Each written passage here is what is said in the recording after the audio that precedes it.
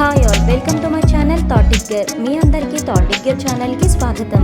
ఈ ఛానల్ మీకు పురాతన దేవాలయాలు, పురాణాలు మరియు పవిత్ర గ్రంథాలు, హిందూ ఆచారాలు, పండుగలు, పర్వదినాల గురించి మరియు ఈ ఆచారాల వెనుక దాగి ఉన్న పరమార్థాన్ని తెలియజేస్తుంది. అంతేకాకుండా టీటీడీ మరియు ఇతర దేవాలయాలకు సంబంధించిన కంప్లీట్ లేటెస్ట్ ఇన్ఫర్మేషన్ని అందిస్తుంది. తిరుపతి శ్రీ గోవిందరాజస్వామి వారి ఆలయంలో ఘనంగా బ్రహ్మోత్సవాలు, వాటికి సంబంధించిన పూర్తి విశ్లేషణ ఈరోజు వీడియోలో. తిరుపతి ప్రతి హిందువు వెళ్లాలనుకునే ఒక ఆధ్యాత్మిక నగరి. శ్రీ గోవిందరాజస్వామి వారి ఆలయం తిరుపతి రైల్వే స్టేషన్ సమీపంలో ఉన్న కోనేటి గట్టున ఉంది. శ్రీ వెంకటేశ్వర స్వామివారు, శ్రీ గోవిందరాజస్వామివారు అన్నాదమ్ములుగా చెప్తారు.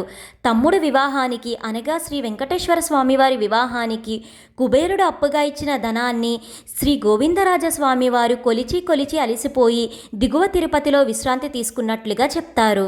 ఈ ఆలయానికి 2 గోపురాలు ఉన్నాయి. బయటి ఆలయ గాలి గోపురం బాగా పెద్దది. లోపలి వైపు గోపురం ఇంకా పురాతనమైనది.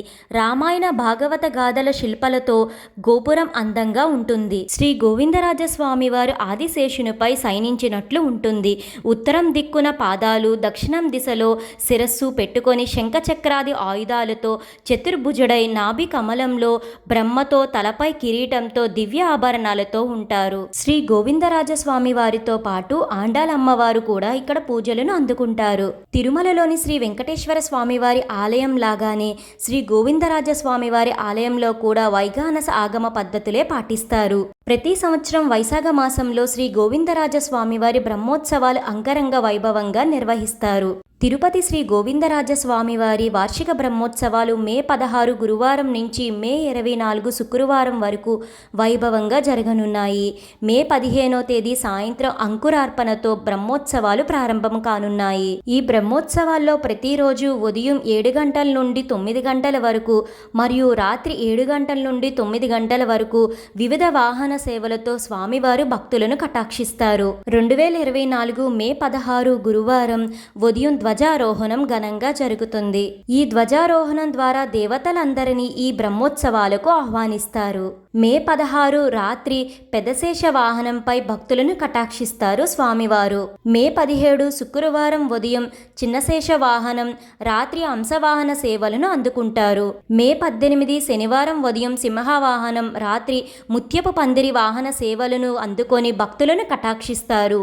మే 19 ఆదివారం ఉదయం కల్పవృక్ష వాహనం, రాత్రి సర్వభూపాల వాహన సేవలను అందుకొని భక్తుల ముందుకు వస్తారు. మే 20 సోమవారం ఉదయం మోహిని అవతారం, రాత్రి గరుడ వాహన సేవలను అందుకొని భక్తులను కటాక్షిస్తారు. మే 21 మంగళవారం ఉదయం హనుమంత వాహన సేవ, రాత్రి గజవాహన సేవలను అందుకొని భక్తులు ముందుకు వస్తారు. మే 22 బుధవారం రోజున ఉదయం సూర్యప్రభ వాహనం, రాత్రి చంద్రప్రభ వాహనాలను అందుకొని భక్తులను కటాక్షిస్తారు.